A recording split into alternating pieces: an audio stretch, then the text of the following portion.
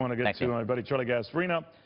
What he makes of all of these leaks was one thing I know that you were paying attention to is how she seemed to part company with Wall Street, but behind the scenes and working at a lot of these speeches and all was very cozy with them. But now, maybe given all this stuff, keeping her distance? Well, I will say this. You know, I cover Wall Street, so, you know, I had the pleasure to just search one word, right? Either Wall Street or, in my case, Goldman Sachs, two words.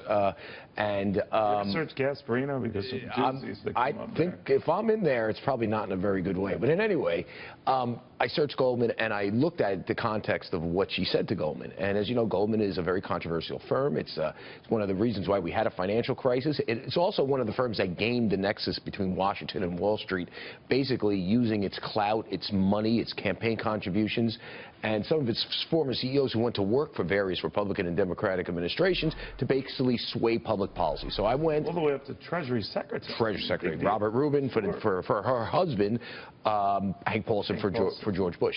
So controversial firm. I searched Goldman, and if you see what she said to the Goldman Sachs execs, these are paid speeches that in these WikiLeaks, I guess, document dump. That, by the way, she's not denying any of this either. It's not like, you know, right? They're mad that the Russians hacked them. Yeah, but they're not saying they're not true. But look at the context and what she said to the Goldman Sachs people, and it's in my New York Post column today, and look what she said on the campaign trail. Campaign trail, very populist, hates Wall Street, wants to beat him up, you know, put him in jail, you name it. She says all this. Behind the scenes, she's actually advocating that Wall Street executives use their money clout. This is like one of their comments. Use their clout in terms of campaign contributions to shape public policy. Wow. To me, that's like you're actually saying that rich people, these rich fat cats that you beat up, should actually use money, the corrosive influence of money, to shape public policy in the way that benefits them. She's actually advocating that in one of her things.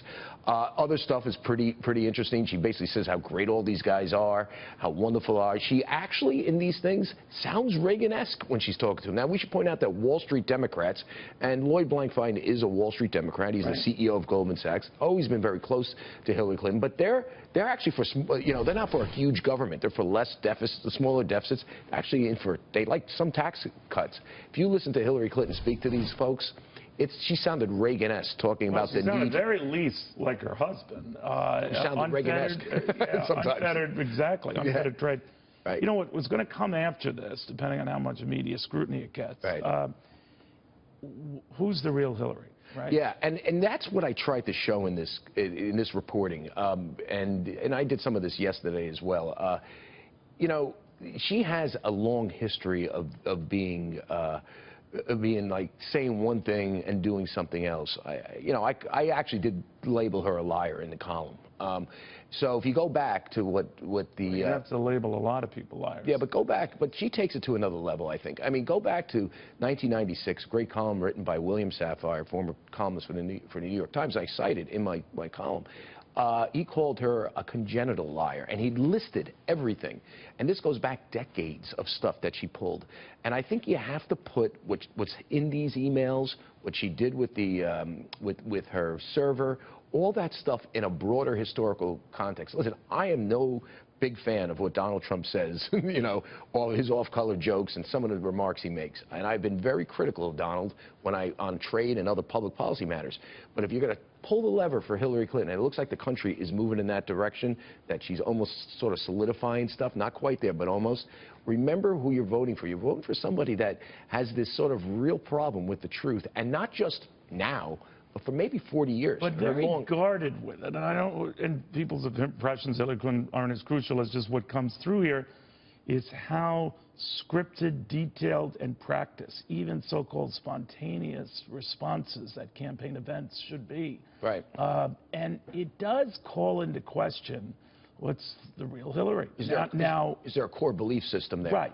And in other words, if you say on the stump that you hate these trade deals, and yet this trade deal, this Asian trade deal, was once the gold standard, and behind doors you're talking about unfettered trade, people are going to wonder, where do you stand on banks, bashing them with Bernie Sanders at your side in a debate, but now transcripts from speeches that reveal it was hardly that acrimonious. I think if you look at the way her husband governed, that's sort of a template of how she's going to govern. If she has the House and the Senate, you know, all Democratic, I think you can expect a pretty progressive agenda. Well, that's what I want to ask you next. This notion here that part of the uncertainty now isn't so much centered on the race for the White House. I think it might be premature one way or the other to say that, but that the House and Senate, either both could flip. The House would be a big swing. The markets don't have a problem, just, you know, based on all the investors I talked to, with a Hillary Clinton president checked by at least a Republican House and maybe a Republican Senate. But they have a very big problem, all one way. Well, because they saw what happened in Obama's first term, which was, you know, trying to push through tax increases, Obamacare, all not that to mention big stuff really happened in the first 2 years when you had a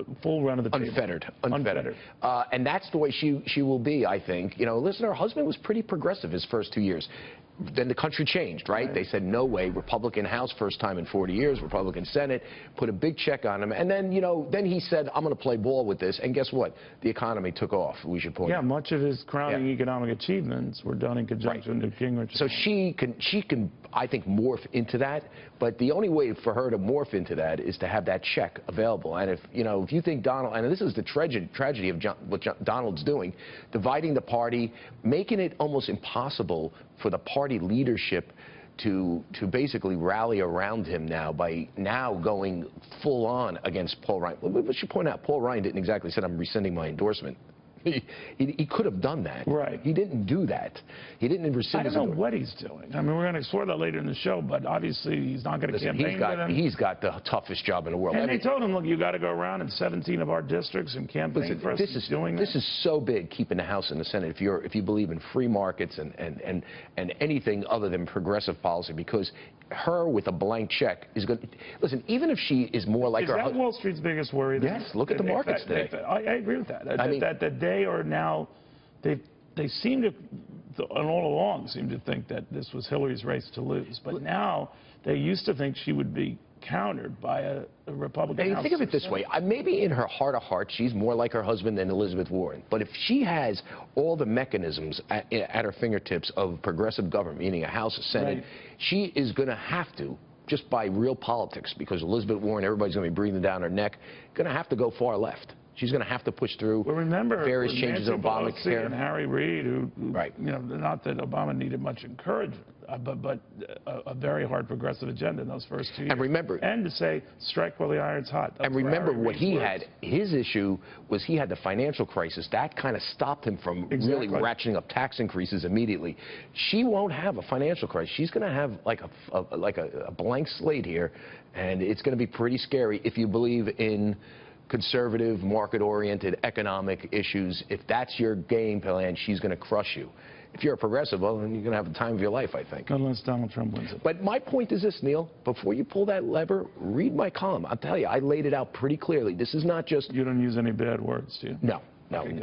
This is not 1 year. This is 40 years of this sort of deceptiveness, that almost a mendaciousness, okay, where she's an inherent... congenital liar is what Bill Sapphire said, and he was far from the biggest right-wing loon in the world. He was a very moderate Republican. He worked for the Times. I mean, just read the column. I look forward to it. Thank you very much. Charlie Gasparino,